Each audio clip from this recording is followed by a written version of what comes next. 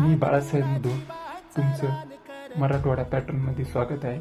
आज आपण फायद्याची गोष्ट भाग 2 या संदर्भात नमो शेतकरीचा 7वा हप्ता कधी पडणार या संदर्भात अपडेट घेऊन आलेलो आहोत।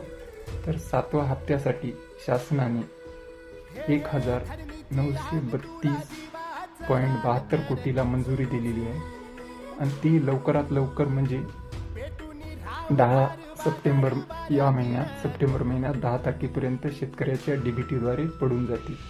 त्यामुळे बरेच शेतकरी परेशान होते की पीएम किसानचा हप्ता पडला, हा काऊन पडला नाही, बंद झाला काय, त्या संदर्भात शेतकरी बरेच परेशान होते।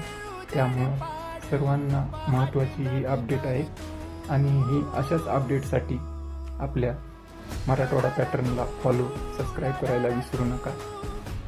धन्यवाद। जय हिंद, जय महाराष्ट्र।